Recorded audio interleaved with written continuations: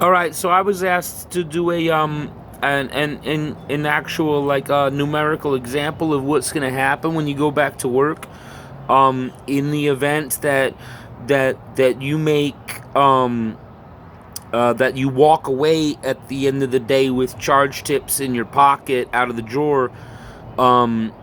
See, for me over at Marriott, like when I make charge tips, they all get included on my paycheck.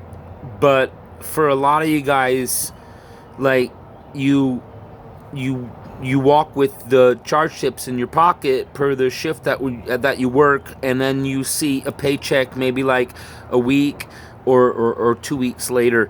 So I want to walk you through this. So let's say let's say you start going back to work. Let's say it's a Monday and it's the 10th, and you go back to work and you make $30 here, right? And then on the 12th, you make another $30, and then on the 13th, you make another $30, and that's the charge tips that you walk away with. Now that's pre-tax, and it needs to be pre-tax. Put that up there. It needs to be pre-tax. So what you're going to be looking at is the number of the charge tips that you walk away with at the bottom of your money slip when you do the money for your manager and whatnot. So let's say you make $2.13 an hour, yeah. And let's say that for these 3 shifts you worked a total of 10 hours, right? So that $2.13 is going to be 21.30. It's going to be $21.30, right? But even though you earned that $21.30 over the course of this week, you didn't actually receive it.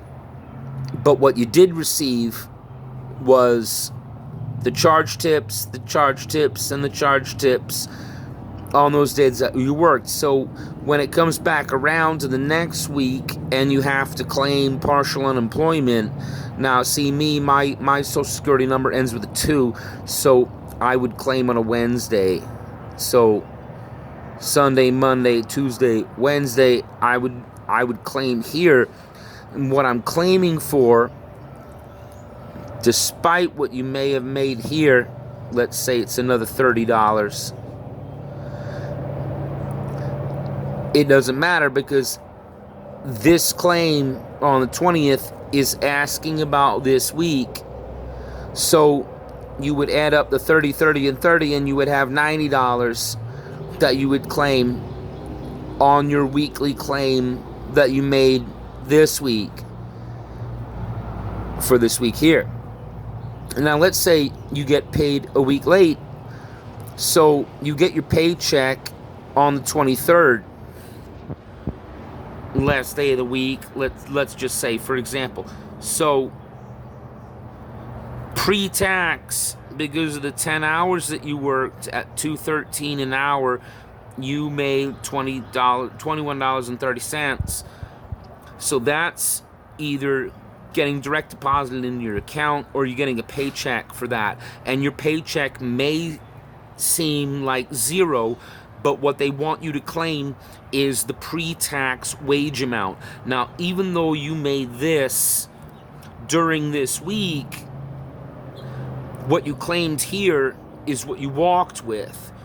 You didn't walk with this, because this was not actually dated until the 23rd. So this amount right here, you wouldn't claim until you did your claim on the 27th. For me, it's the Wednesday, because my social security number ends in a 2. So when I do my weekly claim for here, I would claim this this, and this, whatever I earned in charge tips prior to tax, plus this for this week, I would claim it here. So whatever I made on my paycheck is going to be offset by a week. You see what I'm saying? So you need to keep track of that, and that's what will prevent you from being audited by the labor department in the event that they try to catch people for lying. So this right here for this, and this right here for this.